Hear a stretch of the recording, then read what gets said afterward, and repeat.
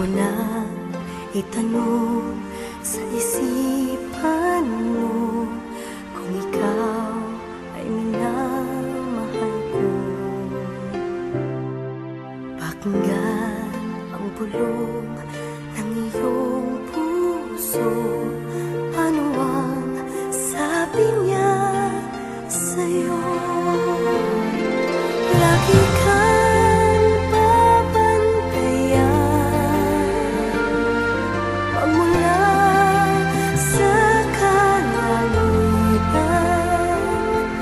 Ang lahat ng iyong mga alinlangan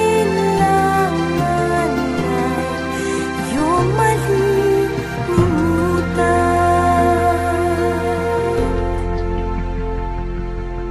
Huwag mo nang tanungin ang iyong puso kung ano ang